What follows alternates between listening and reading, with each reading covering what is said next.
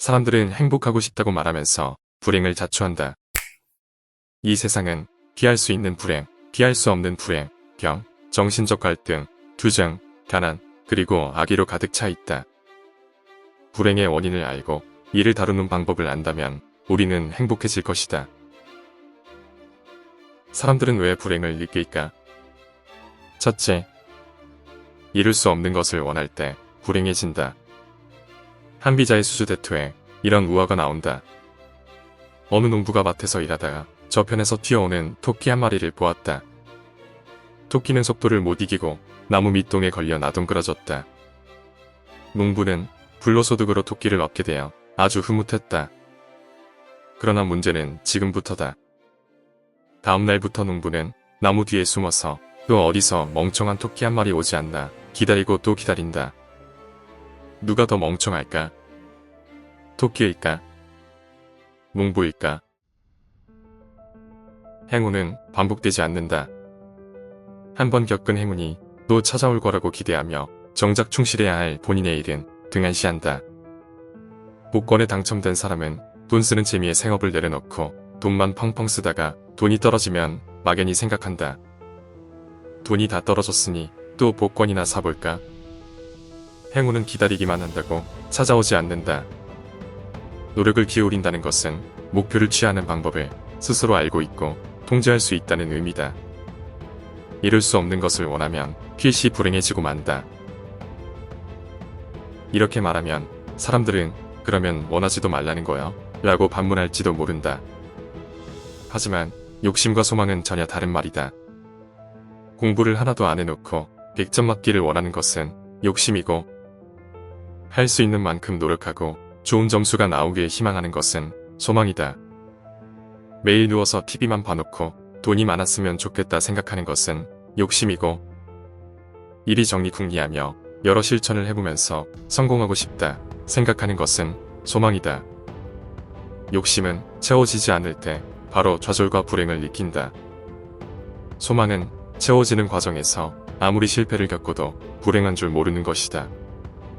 소망을 이루기 위해 겪어야 할 하나의 단계라고 생각하기 때문이다. 두 번째, 다른 사람과 비교할 때 불행해진다. 우리는 타인과 비교할 때 상대적 박탈감을 느낀다. 모두 가난하게 살면 내가 가난한 것을 모르지만 남보다 내가 가난한 것을 알면 불행해진다. 가난하지 않아도 늘 가난한 기분으로 살고 달리고 있어도 늘 뒤처지는 것 같아서 불안하다. 루이스 캐럴의 거울나라의 앨리스에 이런 이야기가 나온다. 앨리스와 붉은 여왕이 달리기를 한다. 붉은 여왕의 나라에서는 주변 세계도 함께 움직이기 때문에 아무리 열심히 뛰어도 몸이 앞으로 나아가지 않는다. 오히려 뒤처지기 십상이다. 붉은 여왕은 말한다. 제자리에 있고 싶으면 죽기 살기로 뛰어야 해. 그러니까 아무리 달린다고 해도 제자리 걸음인 것이다. 두 배는 더 빨리 뛰지 않으면 앞으로 갈 수가 없다. 모두가 같이 뛰고 있기 때문이다. 상대적 박탈감에 사로잡혀 달리면 주변의 아름다운 풍경을 보지 못한다. 뛰어도 같은 자리인 것 같아 목표가 보이지 않으니 경주 자체가 무의미하게 여겨진다. 비교는 공감의 반대말이다. 비교라는 관점에서는 타인이란 내 행복과 불행의 원인 제공자다. 나의 행복과 불행이 다른 사람의 행복과 불행의 종속 변수가 된다. 그러니까 절대적으로 행복해질 수 없다.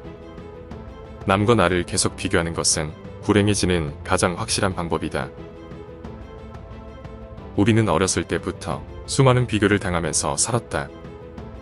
같은 형제들과의 비교, 반 친구들과의 비교, 주변 사람들과의 비교. 그렇게 자라나서 이제는 스스로 비교를 하며 산다. 끊임없이 비교하며 스스로를 행복하지 못하게 만든다. 심지어 자신을 비교하다 못해 나의 연인이나 배우자, 나의 자녀들도 남과 비교하며 그들을 불행하게 만든다. 부자와 성공의 기준도 주변인과 비교해서 결정한다. 계속해서 우리 스스로를 감옥에 가두고 있는 것이다. 나의 목표는 비교를 통해 세우면 안 된다. 그런 식의 목표는 달성을 한다고 해도 금방 허무해진다. 진짜 나의 인생 목표는 다른 사람과 비교해서가 아닌 나 자신을 위한 것이어야 한다. 셋째, 쾌락을 탐하면 탐할수록 불행해진다. 아리스토텔레스는 제비 한 마리가 날아온다고 하루아침에 봄이 오지 않듯 사람도 단기간에 행복해지는 것은 아니라고 말했다. 한순간의 쾌락이 곧 행복을 의미하는 것은 아니다. 쾌락만 쫓다 보면 만족은 멀어진다. 무상으로 얻게 된 쾌락은 강한 중독성을 띠게 된다. 한번 걸려서 맛보게 되면 헤어나올 수 없다는 점에서 문제가 심각해진다. 원숭이를 지렛대로 데리고 갔다. 왼쪽을 누르면 콩이 하나 떨어지고 오른쪽을 누르면 아무것도 안 나오다가 가끔 바나나 10개가 떨어지게 하는 장치를 했다. 나무로 올라가지 않아도 황금빛 바나나가 절로 생기니까 원숭이는 쾌락에 빠진다. 거저 얻게 된 바나나의 유혹에 빠져 오른쪽 지렛대를 누르는데 집착하게 된다. 용량을 많이 써야 이전과 동일한 수준의 쾌락을 갖게 된다. 용량이 넘치다 보면 스스로 파괴되어 버린다. 쾌락은 일시적이지만 행복은 지속적이다. 쾌락을 행복이라고 착각하고 자꾸 쾌락을 쫓아다닌다. 소금물을 마셔대듯이 갈증만 점점 심해지는 것이다. 갈증만 심하다 보면 결국 해서는 안 될 일을 저지르게 된다. 원하는 것을 이루었을 때 느끼는 감정이 행복이라면 과정과 결과 중에서 어느 쪽이 더 행복을 느끼게 될까? 이루어낸 결과만이 행복이라면 행복의 가능성이 훨씬 줄어든다. 세상에 이루어지지 않는 꿈들이 훨씬 더 많기 때문이다. 피아니스트가 사고로 손가락을 잃는다면 피아니스트라는 목표를 바꾸지 않는 한 인생은 계속 불행할 것이다. 하지만 손가락 없어도 할 수 있는 또 다른 목표를 찾는다면 분명 행복해질 수 있다. 과정과 결과에 모두 행복이 있는 것이다. 어떤 일을 할 때도 행복하고 그 결과로 성과를 거두었을 때도 행복하다. 인간은 죽을 때까지 성장하는 존재이며 수많은 과정들을 통해 성숙해간다. 진정한 행복은 자아의 집착에서 벗어났을 때 이루어진다. 그러니 자아를 크게 가져야 한다. 그러면 행복도 커진다. 자아를 작게 갖는다는 것은 현재 느끼고 있는 욕망 하나하나를 곧 자아의 전부로 착각하는 것이다.